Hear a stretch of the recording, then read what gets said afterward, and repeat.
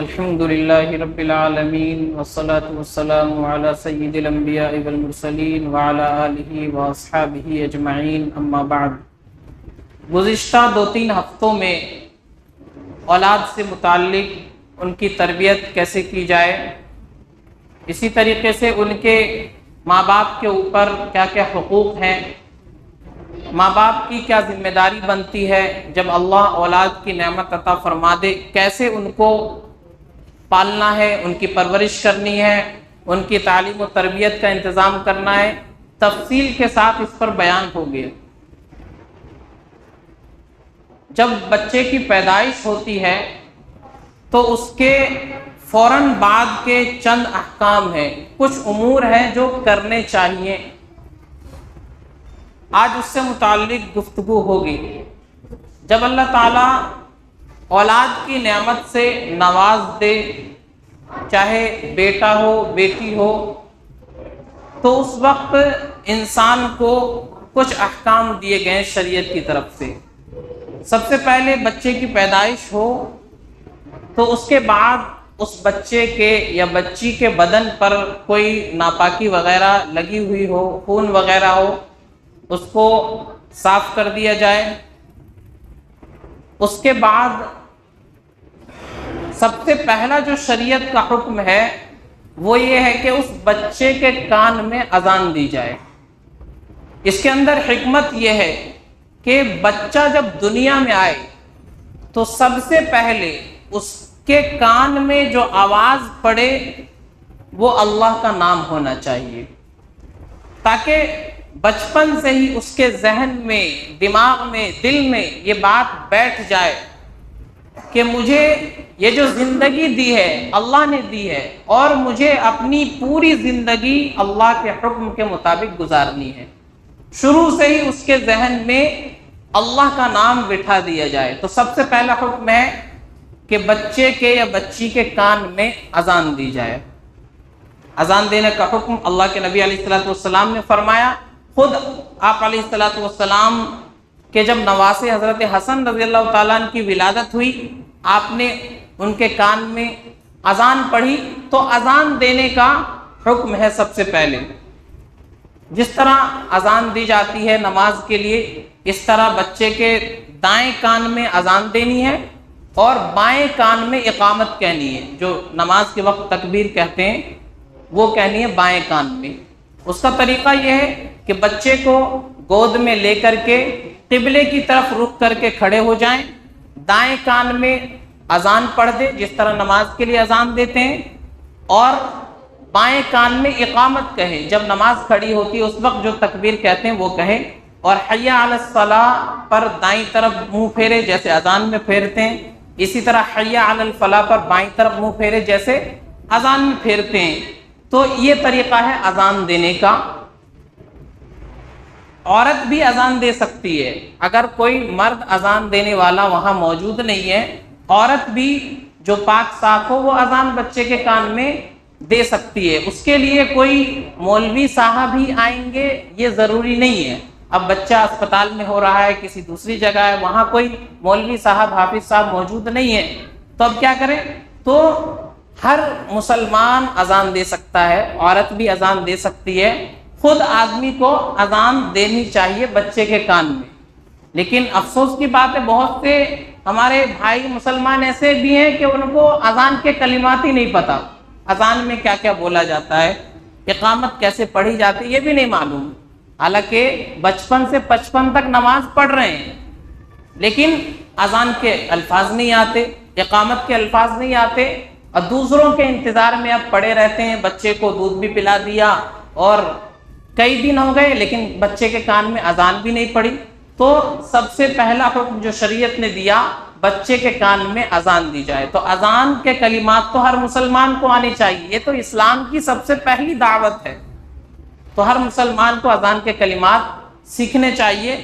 تو پہلا حکم یہ دیا گیا بچے کے کان میں اذان دی جائے، دائیں کان میں اذان پڑھیں گے اور بائیں کان میں اقامت کہیں گے جو نماز کے وقت کہتے ہیں۔ اس کے بعد حکم ہے کہ تحنیک کرائی جائے۔ تحنیک کہتے ہیں کھجور کو چبا کر کے بالکل باریک کر کے بچے کے تالو پر ملنا، اس کو عربی زبان میں تحنیک کہا جاتا ہے۔ اللہ کے نبی صلی اللہ علیہ وسلم کے پاس صحابہ اپنے بچوں کو لے کر کے آتے تھے، آپ علیہ الصلوۃ والسلام کھجور چبا کر کے بالکل باریک کر کے بچے کے منہ میں ڈال دیتے تھے۔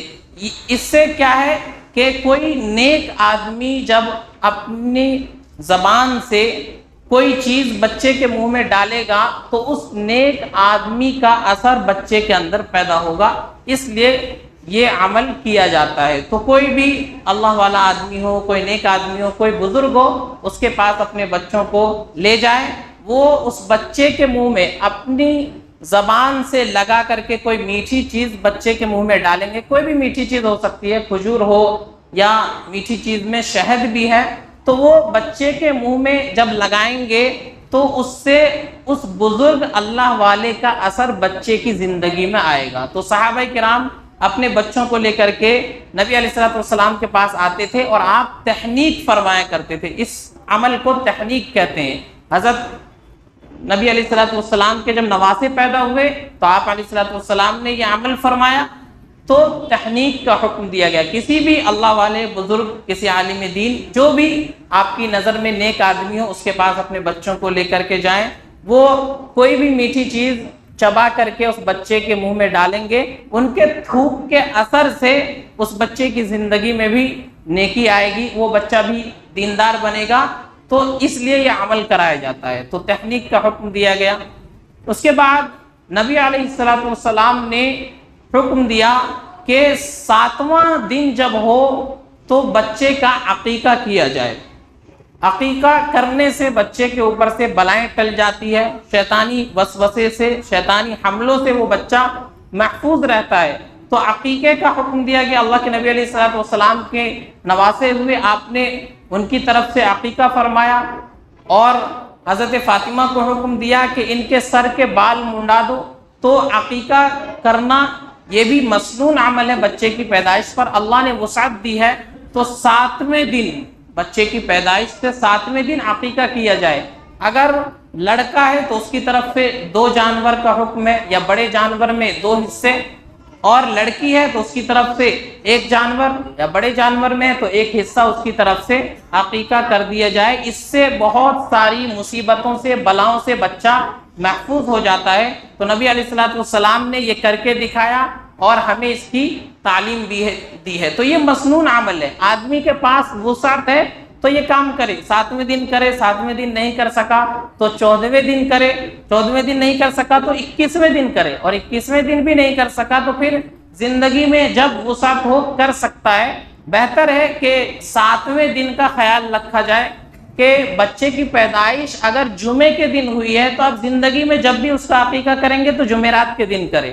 اس سے کیا ہوگا، پوری زندگی میں کبھی بھی عقیقہ ہوگا تو 7ویں دن ہی عقیقہ اس کا سمجھا جائے گا، اور 7واں ہی دن پڑے گا وہ۔ تو بچے کی پیدائش جس دن ہوئی ہے، اگر ہم نے 7ویں دن، 14ویں دن، 21ویں دن عقیقہ نہیں کیا، اس کے بعد کبھی کر رہے ہیں، تو جس دن بچہ پیدا ہوا ہے اس سے 1 دن پہلے کریں گے تو وہ 7واں دن ہی بنے گا۔ تو یہ حکم بھی اللہ کے نبی علیہ الصلوۃ والسلام نے دیا، اور اس کے بہت سارے فائدے ہیں۔ بچے کے اوپر سے بلائی ٹل جاتی ہے، بہت ساری مصیبتوں سے بچہ محفوظ ہو جاتا ہے۔ تو جو وسعت والے لوگ ہیں ان کو ضرور کرنا چاہیے۔ اس کے بعد اللہ کے نبی نے حکم دیا نام رکھنے کا، کہ بچے کا اچھا نام رکھا جائے۔ یہ بڑی اہم چیز ہے، نام رکھنا۔ نبی علیہ الصلوۃ والسلام نے اس سے متعلق ہدایات دی ہیں کہ اپنے بچوں کے نام نبیوں کے نام پر رکھو۔ اسی طرح فرمایا بچوں کا اچھا نام رکھو، باپ کی طرف سے بچے کے لیے اچھا نام رکھا جائے، یہ سب سے پہلا تحفہ ہے اس کی زندگی کا۔ تو بچے کا جب نام رکھا جائے تو بڑے سوچ سمجھ کر کے رکھا جائے، جانکار لوگوں سے، عالم دین سے پوچھ کر کے رکھا جائے۔ نام کے سلسلے میں ہمارے معاشرے میں بڑی بے احتیاطی ہے، کچھ بھی نام رکھ دیتے ہیں، اور نام بتایا جائے نبیوں والا نام، صحابہ والا نام، تو وہ نام پسند نہیں آتے ہیں لوگوں کو۔ کوئی یونیک اینٹک پیس تلاش کرتے ہیں کہ ایسا نام ہو جو پورے گاؤں میں کسی کا نہ ہو۔ اب نام بتایا جائے تو یہ نام تو ہمارے ننیحال میں ہے، یہ نام ہمارے ددیحال میں ہے، یہ نام تو محلے میں اس آدمی کا ہے۔ تو اس طرح اچھے اچھے ناموں کو رکھنے کا رواج ختم ہو گیا. نام کہاں سے لیے جا رہے ہیں؟ سیریل سے نام لیے جا رہے ہیں، فلموں سے نام لیے جا رہے ہیں. جو سیریل میں اداکار ہے یا اداکارہ ہے ان کے نام پر ہمارے بچوں کے نام رکھے جا رہے ہیں، تو ان کی زندگی میں کیا اثر پڑے گا؟ تو نبی نے فرمایا کہ نبیوں کے نام پر اپنے بچوں کے نام رکھو، اچھے نام رکھنے کا حکم دیا، اور فرمایا کہ قیامت کے دن انسان کو اس کے نام سے اور اس کے باپ کے نام سے پکارا جائے گا، تو اس لیے اچھا نام رکھا کرو. اور حدیث میں اللہ کے نبی نے فرمایا اللہ تعالیٰ کو عبداللہ، عبد الرحمن یہ نام بہت زیادہ پسند ہے، یعنی اللہ تعالیٰ کے جو نام ہے ان کی طرف نسبت کر کے نام رکھے جائیں. تو اس طرح اللہ کے نبی علیہ الصلوۃ والسلام نے نام کے سلسلے میں ہدایت فرمائی ہے. تو ہمارے یہاں نئے نام تلاش کیے جاتے ہیں. ہم نئے نام کہاں سے لائے جائیں؟ اچھے اچھے نام موجود ہیں، شریعت نے بتائے ہیں، نبیوں کے نام قرآن کریم میں آئے، حدیث شریف میں آئے، صحابہ کے نام ہمارے سامنے موجود ہیں، اور اچھے معنی والے نام موجود ہیں. تو اچھا معنی دیکھ کر کے اچھے نام رکھے جائیں، نئے کی تلاش میں اور یونیک نام کے چکر میں نہ پڑے. اس کا نتیجہ کیا ہوتا ہے کہ نام کے معنی کیا ہے، مطلب کیا ہے، اس کا اثر بچے کے اوپر کیا پڑے گا، یہ سب نہیں دیکھتے. بس نام نیا ہونا چاہیے چاہے وہ کچھ بھی ہو. تو ناموں کے سلسلے میں بہت زیادہ احتیاط کرنے کی ضرورت ہے. اب لوگ کال کرتے ہیں کہ امام صاحب کوئی نام بتائیے، بچہ ہوا ہے، بیٹا ہوا ہے، بیٹی ہوئی ہے. اب ایک آدمی نے نام پوچھا، میں نے اس کو 50 نام بھیج دیے، لیکن اس کو کوئی نام پسند نہیں آیا، حالانکہ سارے نام اچھے تھے، معنی والے تھے، نبیوں والے تھے، صحابہ والے تھے، سب کے معنی اچھے تھے، لیکن 50 نام بھیج دیے، وہ نام پسند نہیں آئے. تو اب کہاں سے نیا نام لایا جائے؟ تو اس لیے نام با معنی ہو، اچھا ہو، صحابہ والا ہو، نبیوں والا ہو، آنکھ بند کر کے وہ نام رکھ دینا چاہیے. انشاءاللہ ان کے نام کی برکت سے بچے کی زندگی میں اثرات آئیں گے. تو نام اچھے رکھے جائیں. لوگ نام خود لے کر کے آتے ہیں اور معنی ہم سے پوچھتے ہیں. نام پتہ نہیں کہاں سے نکال کر کے لائے، اس کے معنی کہیں لغت میں، ڈکشنری میں ہے ہی نہیں، تو ہم بتائیں گے کہاں سے؟ تو اس لیے نام اچھا بتا دیا جائے، اس میں سے کوئی نام رکھ لیا جائے. زیادہ اس چکر میں پڑھنا اور نیا نام تلاش کرنا اس میں نہیں رہنا چاہیے. اچھا نام رکھنا ہے، نیا نام نہیں رکھنا، نام اچھا رکھنا ہے. تو لوگوں کو نام بتائے جائیں نبیوں والے، اتنے سارے نبیوں کے نام ہمیں معلوم ہے، حضرت ابراہیم، حضرت اسماعیل، حضرت اسحاق، حضرت یعقوب، حضرت سلیمان، حضرت داؤد، حضرت زکریا، حضرت یحییٰ، کتنے نام قرآن کریم میں آئے ہیں، حدیثوں میں ہم پڑھتے رہتے ہیں، سنتے رہتے ہیں. تو ان میں سے کوئی بھی نام رکھ دیا جائے. اللہ تعالیٰ کی طرف سے وہ سب نام ہیں، اللہ نے نبیوں کے نام رکھے ہیں، صحابہ کے نام کتنے اچھے اچھے موجود ہیں. تو نام کے سلسلے میں بہت زیادہ احتیاط کی ضرورت ہے. ادھر ادھر سے نام لے لینا یا خود سیریل وغیرہ سے نام رکھ لینا، اس سے بچے کی زندگی پہ برا اثر پڑتا ہے. تو نبی نے فرمایا اچھے نام رکھا کرو، نبیوں کے ناموں پر بچوں کا نام رکھا کرو، اور انہی ناموں سے قیامت کے دن پکارا جائے گا. تو اچھے نام بچوں کا رکھنا یہ بھی بچوں کا حق ہے.